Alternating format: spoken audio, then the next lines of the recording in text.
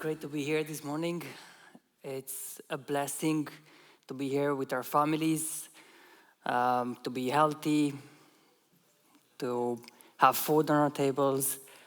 It's a blessing, especially during these kind of times when you look around and you see a contrast, you see other countries that are not doing as well as we do.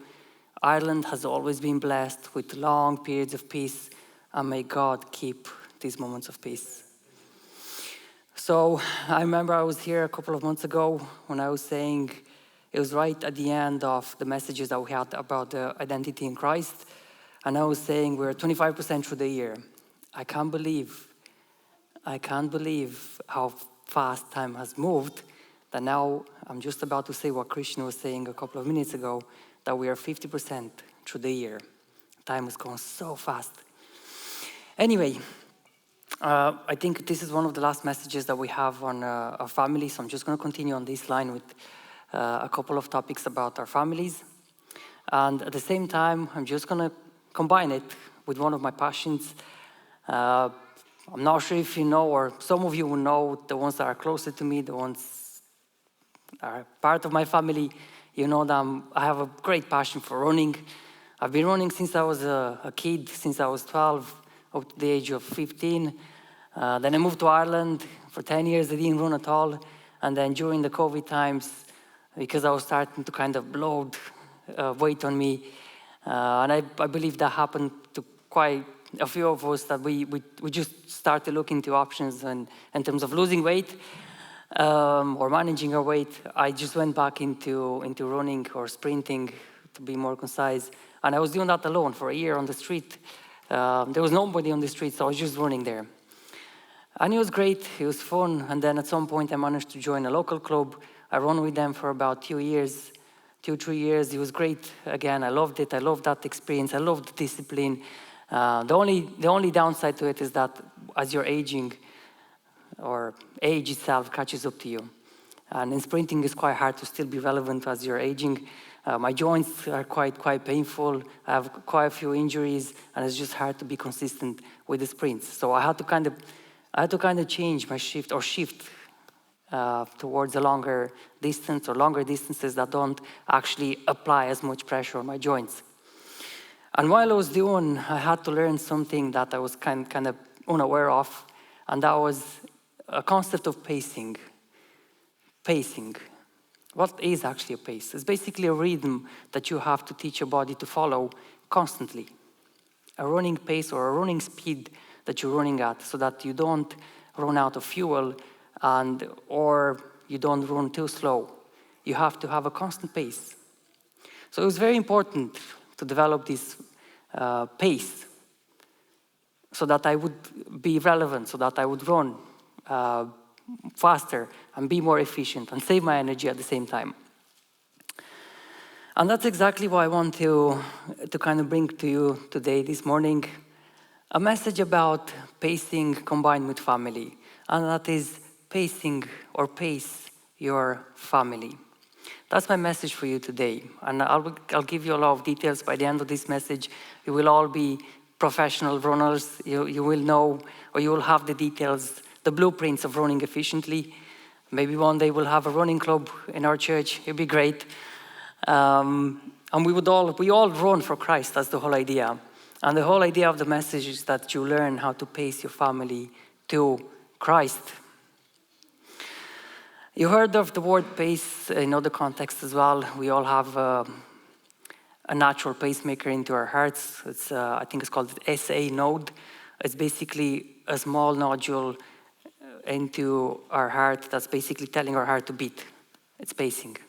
And then you heard of individuals that have an artificial pacemaker, basically a device that's kind of mounted on their heart to tell their heart, or to kind of initiate the heartbeats of the heart to be more regular. It happens to individuals that don't have regular heartbeats. They have an artificial pacemaker. But this is just to help you understand what a pace is, or what a pacemaker would be. In running, competitive running, you have these people called pacers. Pacers, the ones that make the pace. They don't actually run against you. They're just creating a pace. If you look at the Olympic runners, they have a group And then in front of them, there's a guy who's a pacer. He's there to either help you break a record or keep whatever pace you want to achieve or set a new championship record. He's there to help you succeed. We all have a pacer. We all have a pacer. We have pacers in our lives, different types of pacers. Pacers that help us mentor through our jobs. Pacers, our parents. And then we have Jesus as a pacer in our spiritual life. He ran the same race we're running now, and you all know that he was victorious. 2,000 years ago, he was the best runner. He won. And I'll give you more details about that run towards the end of the message. Why is pacing important? It's important because if you're not having the right pace, you end up losing the race. You end up losing the race. And while you're racing in this spiritual race, you will constantly have someone behind you.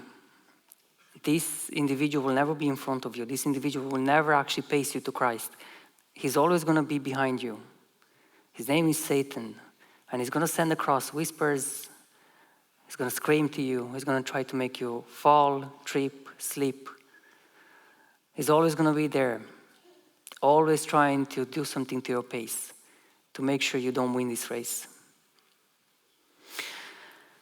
So pacing is important because if you have the right pace, as I said, you're winning.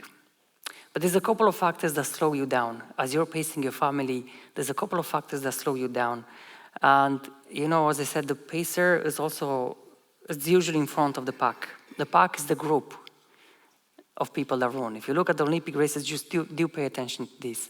You'll see a group of people, usually they all run together and then there's someone in front of them. Towards the end of the race, that's where they break the pack, and everyone gives whatever they had left in their body. This pacer is also called a bunny in different running contexts. A bunny, a pace bunny. And sometimes you might be the pace bunny of your family. Or please don't get me wrong. I know we have a perception and we know that men in general are the pace of the families and they lead their families. However, excluding the biological factors in this context, from a spiritual standpoint, we're all equal in God's eyes. Sometimes you see the mummies, the mothers, taking control, starting to pace their families. Sometimes the husbands are getting tired, they're falling behind, and then you see the mothers stepping in front and helping from time to time, which is nothing wrong, as long as it's not always the mothers leading the pace. And sometimes it's an unfortunate case where you see the kids pacing their parents. I've seen that, I've witnessed that, where the kids become more spiritual than the parents. But don't let your kids be more spiritual than you. You're on this race for longer. You have more experience. You should be ahead. You should be ahead. I'm very serious. You should be pacing your family, not your kids. Your kids should not be pacing you. So sometimes you turn into a slow bunny. A slow bunny. And there's 4 reasons why you might become a slow bunny. And that is, the first one is basically when you're not having the focus, where your focus is decentralized. And your focus should always be Jesus Christ. He's at the line waiting for you. He's also your pacemaker or a pacer, the one that paces you throughout this race. But also he's your prize at the end of your run. And you lose your focus when you're focusing on materialistic things in general. This is the most common aspect that makes you slow down. When you take your eyes away from the spiritual matters and you start focusing on money in general. And I'm not going to stand here and pretend that this doesn't happen to me as well. I often find myself in this situation. I'm like constantly pressing on it. I just want to have this freedom, financial freedom, be relaxed. I don't know why, because I enjoy going to work. I don't know why. There's a constant pressure that you feel, especially if you're a man. You constantly feel pressure to provide financially and be there so that one day you don't have to work anymore. And sometimes I get ahead of my spiritual life. And when that happens, I just lose my focus. And it's very, very bad. It slows me down spiritually. So you often have to just do a check on yourself. Are you focused on the prize? Exactly as Jesus was saying, your treasure or your heart is where your treasure is.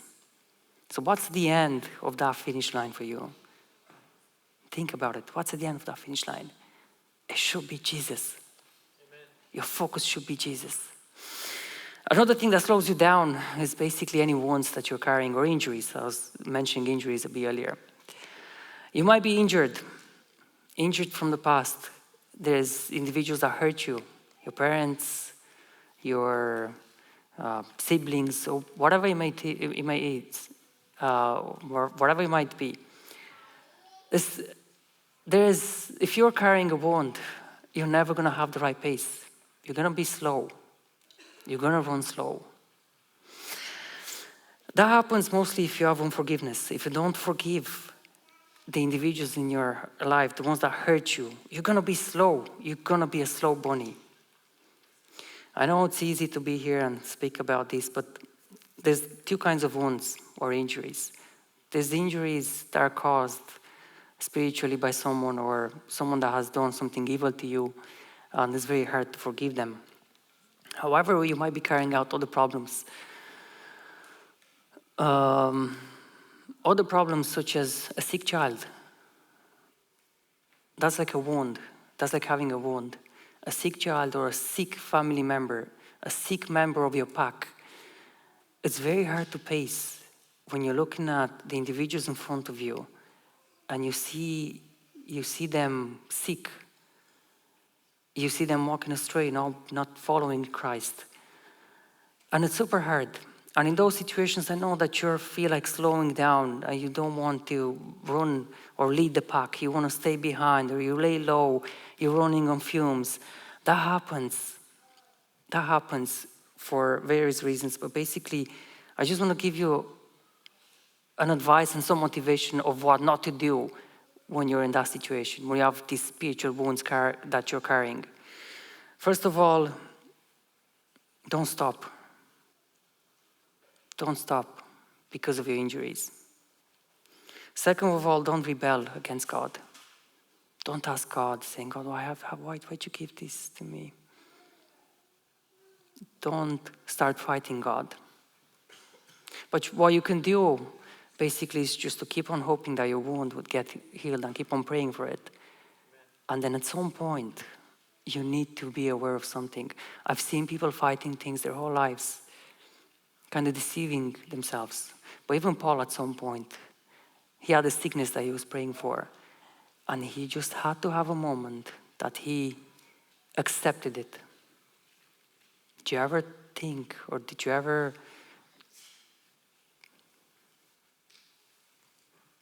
do you ever consider accepting things? I know they're hard. But as long as you're holding on to things and you can't move on, they're just going to slow you down, slow you down, slow you down. Sometimes if you want to move on, if you want to heal your injuries, you just have to accept them. And very interesting, God delivers you after you accept. And sometimes you run faster after you accept. That's the second thing that slows you down, the injuries. The third thing that slows you down is basically having a tired soul. And there's no other thing that slows you down more than sin. If you're carrying out sin with you for too long, you're gonna slow down. I mean, you're gonna be slow anyway if you're starting the race with sin. Let's say you just got baptized, you're 2 weeks into your baptism, and you're just back into your sin. That's gonna slow you down so much. You will have no motivation. You will have no drive for God. Let me read you a verse. Hebrews chapter 12, verse 1. Therefore, since we are surrounded by so great a cloud of witnesses, let us also lay aside every weight and sin which clings so closely, and let us run with endurance the race that is set before us. So basically, if you're carrying out sin, man, you have to let it go. Do you know why? Because 2,000 years ago, all that sin that you're carrying, it was already carried by someone else. He was running with it already. You don't have to carry it. You have to let it go. Just try. I hope I encourage individuals to actually try running after this. Just try run 1 kilometer, whenever you can. Don't do it if you haven't done it in 20 years. But just encourage yourself. Maybe start by walking and then just increasing the pace and see whereabouts you are, you know. And at some point add a 5 kilo weight or 10 kilos to you. Probably that's 10% of your weight or 5% of your weight. And see how hard it is to actually run with just a small bit of weight extra on you. So hard compared to your usual pace. You'll see how much it's going to impact you. Get rid of all your weights. Get rid of all your sin. Give it all up. So you're slow bunny if your focus is not there. You're a slow bunny if you have wounds or injuries that you're carrying. And you're a slow bunny if you're carrying sin. And then you're a slow bunny if you don't have the proper nutrition and supplementation. And what do you think that is? What could the nutrition be in this context? Praying and reading the word. That's what keeps you going. If you're running on fumes, you know, we all store energy in the form of glycogen in our muscles and in our liver.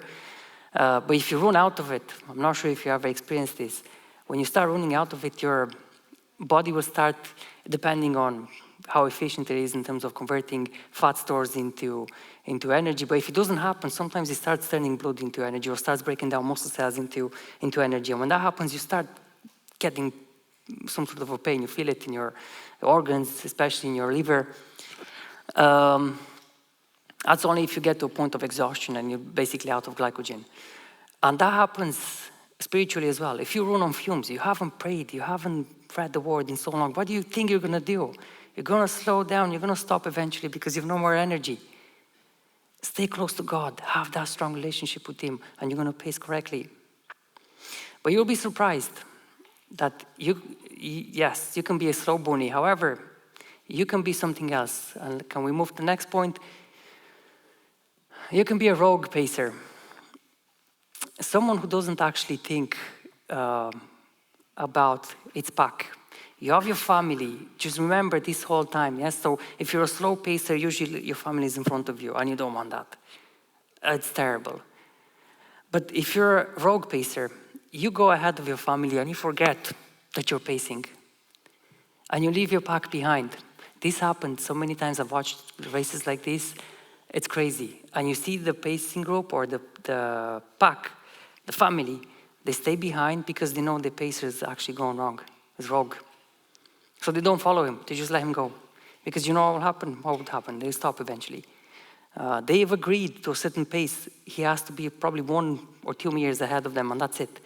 When he's running for other reasons, and usually when you're in that context, you have a lot of crowd around you. You see the people taking the pictures, and you have thousands and thousands of people cheering you up.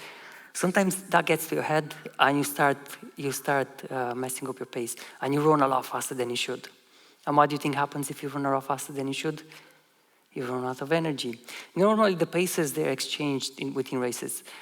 So if it's a 800-meter race, sometimes there's 2 paces. One runs a lap, the other one joins along at some point and then finishes the race, and so on. You know, usually when a pacer tires out, there's another one to replace him. Because if they would be super, super good, then they would be running for a medal, not for pacing, you know. Or sometimes there's very good pacers that run in other races where the individuals are not at that level, so that's a different situation anyway. But the idea is that, and this is a very strong thing actually, the idea is that your pacer is not your competitor. And when Jesus is pacing you, you don't look at him as a competitor. When you have a competitor in front of you, I've had that feeling, you're running behind him, and when you see that he doesn't get tired, and you're running, and you're running, and you're running, and you feel so tired, it's so discouraging.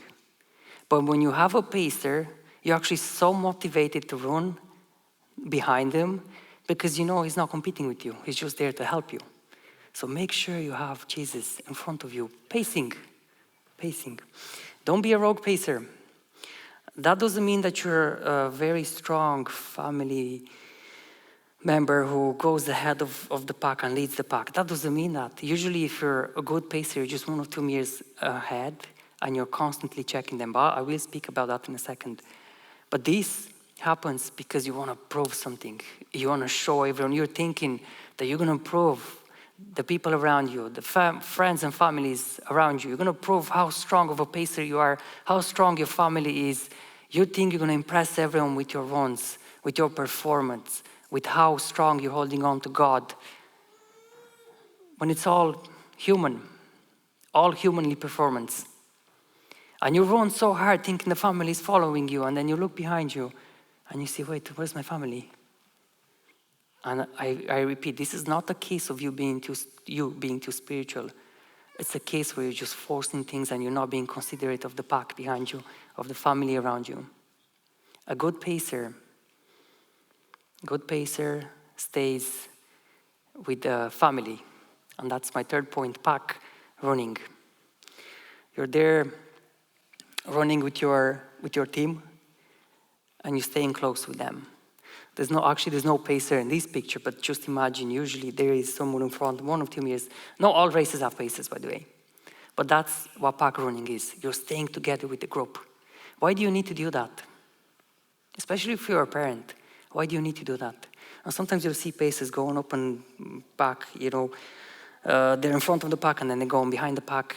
And there's various reasons why they do that. But basically, from a spiritual standpoint, when you're pacing, that will be my next point as well, which I'll get to it in a second, why you have to be in front. But also sometimes you go behind the pack, and you go behind the pack just to check, is there someone limping? Is one of my children, one of my children, are they limping? Are they running slow? Are they running out of energy? Because if that's the case, you need to be there to support. You need to be there to encourage. The idea of running with the pack or running with your family means that you have to stay around your family a bit more than you probably plan to. Sometimes you need to slow down, you need to stop and see what are the needs of your family. Is your wife or your husband, are they having trouble understanding things, or is their life hard? Do you listen to their problems? Do you ask how their day is usually going, how their week is going, how they find their periods in their life? Do you ask them if there's anything hard for them at the moment, if you can help with anything? Do you look at your kids? What if your kids would ask you questions such as, why do we run this race, Dad? Did they ever ask you this? Why are we following Jesus? What's at the end of this race? Isn't this too old? Does it not get boring? You need to have your ears open and your eyes open that you see this. That's why you're running sometimes behind the pack, just to see if your family is doing well. That means you're taking a step back and you're looking, you're analyzing all the members of your family. Are they all okay? That's why you don't run too slow. If you're too slow, you might see things happening. But if you're too slow, if you're weak, if you didn't sleep, you have no rest, you will not be able to help because you're behind the pack. If you're too far ahead, again, you won't be able to help because you don't actually know what's happening. So you want to run with the pack, stay with your family, stay very close to your family. Let me see if I have a verse for you. I should have a verse for you. In Hebrews chapter 10, verse 24, 25, let us consider how to stir up one another to love and good works, not neglecting to meet together, but encouraging one another. So back 150 years ago, when I was a young kid running, I remember I had a race. I was second. There's quite a bit of a gap between me and the guy that was in first place. I was on the end of the last 100 meters. It was an 800 meters race. I would look to my left and I could see that the third place was somewhere on the other side of the bend. And I was quite relaxed. I just wanted to relax. I was the point where I was jogging, and actually I was not relaxed. I was so tired that I just wanted to stop. I wanted to walk. I was like, look, I can't lose the race and I can't win it either, so second place with you. And right when I was slowing down, there's one of my colleagues who just was running on the green side of the track, and he started, steering me up, exactly as the verse is saying. Come on, Danny. Danny, don't stop. Come on, come on, come on, come on. And surprisingly, I found the strength to actually move on. I found a lot of strength to move on. I thought I'm done. I thought there's nothing left in me. But that encouragement helped me push. I didn't win. I was still second place, but I just closed the gap. However, I've seen another, on the same day, I've seen another thing. There's two girls from the club that I was running with, and one of them was running into third place, and then there was another one in fourth place. A huge gap in between them. And on the very last part of the race, the 100 meters, they were both running. One of them had in mind exactly what I had in mind, the one that was in third place. She was just slowing down a lot, and she even stopped 2 meters before the finish line. She stopped and she was just walking. And I will never forget that. That was about 15 years ago. I will never forget this. In Romania, when you're passing the finish line, they hand you a small piece of paper, basically, with your place. And as she was walking towards the line, the girl that was in fourth place, like, she pushed so hard in those last few meters, and she managed to just reach and grab the ticket. So she won her third place, she won a medal, while the one that was walking, she lost her medal, she basically got fourth place. But that's the idea of not having someone to steer you up, not having someone beside you to motivate you. Go, keep going, don't stop, don't stop, don't stop. Watch out, there's someone behind you. Someone's gonna catch up to you. Go, keep going. There was no one. That's why you have to be there and steer up your family, because they might miss their places. They might miss the line. You have to be there to steer them up. Stay with your pack. Drafting. So basically, let's move on to the next picture. This is Eliud Kipchoge. This is a very amazing human being that you're seeing right now. He's actually a Christian, a devout Catholic, a man of God. Here he was attempting to break the 2-hour mark marathon, basically run a marathon, 41 kilometers in less than 2 hours. It was one of the most amazing things that you can actually accomplish. As I said, you have to run and understand his running context to understand how fast he was running. So he had a pace somewhere around 2 minutes and 49 seconds or 50 seconds per kilometer. Just try run that. Try run 1 kilometer at that pace. I'm not sure you can do it without actually having a couple of years of experience behind. Now, after you do that, try running that 41 times, over and over again. It's crazy, absolutely crazy. And this kind of shows you how far a human being can go physically, but how far you can also go spiritually. It's just a reflection. If your human body can actually expand so much and it can actually do so much, just imagine how much the Spirit can do inside you. It's absolutely amazing. So what he was doing here, he was basically a project led by Nike. They were trying to achieve this sub-2-hour marathon mark. And what they were doing, you see that V shape? That's called drafting. Basically, they were trying to protect him of all the wind resistance. Because a good pacer, by the way, he's the only one running there, and all the other individuals dressed in black, they're all pacers. They're all pacing him. If you look at him when he was doing the marathons trying to break the 2-hour mark, he's always having a lot of pacers around him that run in front, just to kind of reinitiate that training context, and as well as lead him on the right pace. And they would keep on exchanging. But what they were doing here, this V shape, was actually called drafting, protecting from the wind resistance. And that's exactly what you have to do as a pack leader. You leading your family, you have to draft. You have to stand in front of your family and protect them from the headwind. Because there's going to be a lot of obstacles, there's going to be a lot of people trying to stop you, there's going to be a lot of Satan's plans going against you. I won't have time to go into it, but I do want to encourage you so much. I've practiced this over the last few years, and it's crazy how powerful it actually is, and that is proactive prayer. You being the head of the pack, you're able to see what's happening in front. You can see the obstacles that are coming up. The ones behind you, they can't actually see the obstacles.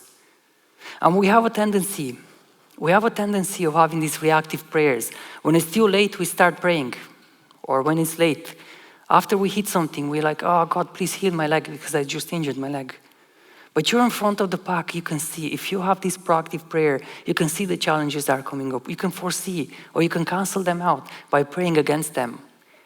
So I started praying. This is a couple of years ago. I started praying so much against the plans that Satan would actually lay out in front of me, against the obstacles that he would lay out in front of my family. And I was so surprised how strong and how well it works, this prayer works. Build this proactive prayer. As Ezekiel 22, verse 30 would say,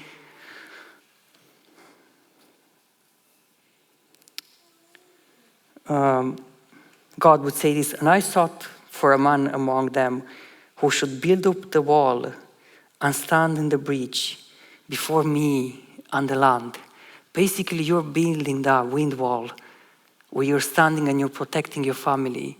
You're protecting them from the obstacles. I won't have time, as I said, to go into details, but I remember one of the testimonies I had recently, an individual who had one of these clinical deaths where they died for 30-something minutes. They were in a coma, and they mentioned they spent time in this spiritual realm where they could see, they were brought to a time where they could see how powerful their prayers, their proactive prayers were. When they were praying against the plans of the enemy, against the plans of Satan, they were actually so surprised to see how much work was actually done behind.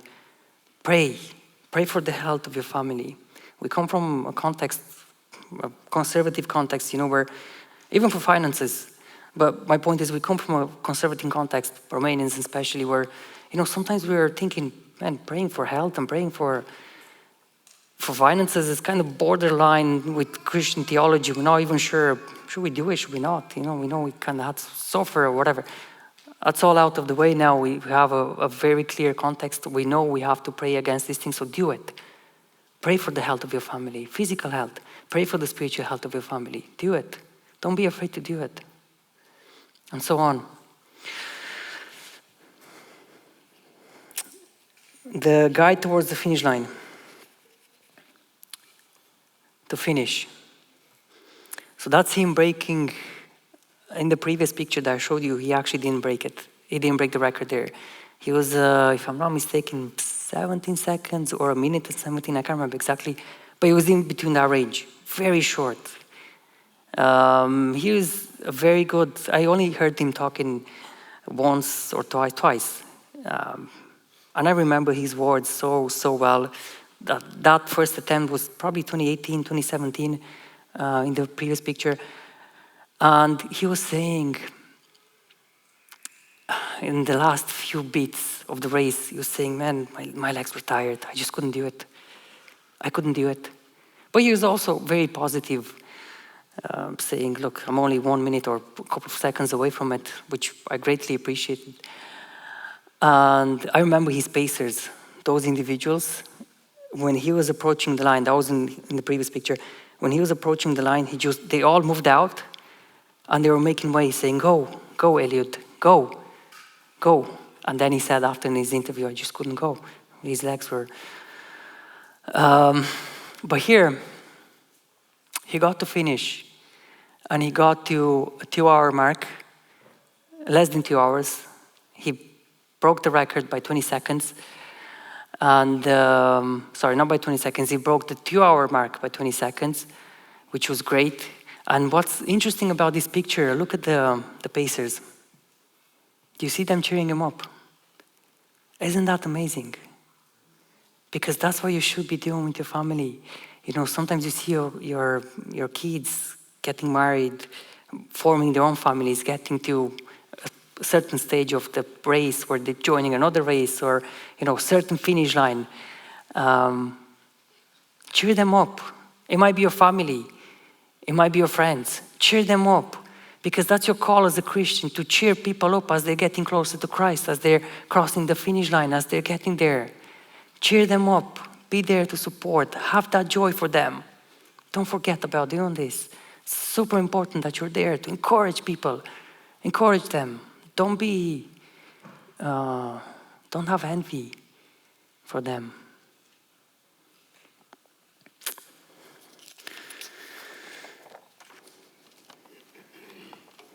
I have a verse, but I'm actually going to skip it.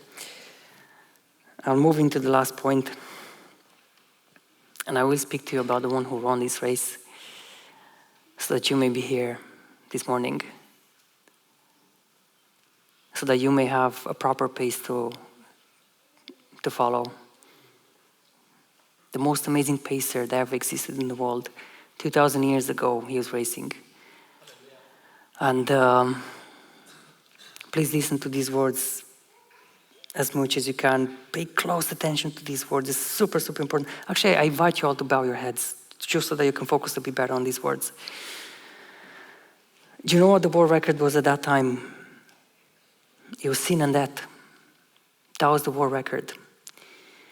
And while he was running, the whole hell, not just Satan, not just one of his delegates, the whole hell was racing behind him. And they were trying to trip him, to slow him down, to make him fall, to make him just turn around once, to bend the knee once, to stop, 1 second, only once. With all that temptation and all the pressure that was on him, he kept on going, step after step, breath after breath. It was so hard, especially the last few beats of a race. They're so hard. And as I said, the whole hell raging behind him, screaming at him.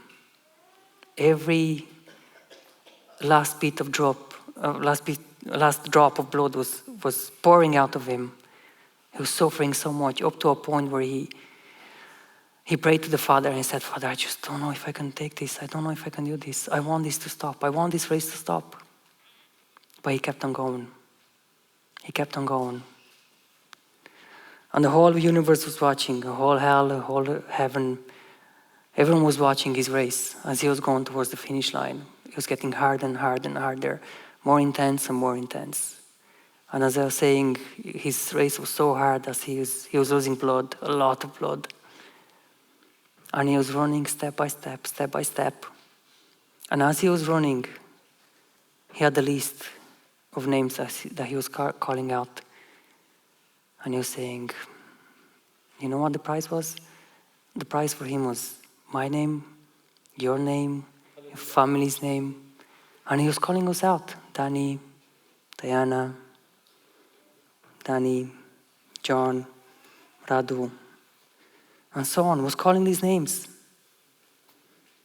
And he knew he can't stop. He kept on going. He kept on growing, kept on shedding more blood, losing more blood. It was very, very hard. And at some point he gets to the finish line, but he dies. He got to the finish line and he died. And everyone goes silent. Everyone looks around and is like, wait, but he died. He went all the way to the end and he died. So the whole crowd goes silent, thinking he's dead. What's the point to win a race if you're dead? That's what they're probably thinking. And then after 3 days, we sang about this morning. He rose back up. He rose again. And when he rose again, he set a new world record. And that new world record is basically salvation through his blood. Praise his name. And that's why we sang about his name this morning. Because he won that race so that you can pace your family, so that you can pace your friends, so that you can become a good pacer. Praise his name. Amen. Praise his name. So, my dear brothers and sisters, that's what I invite you to do this morning. I invite you to pace your family to Christ. Amen.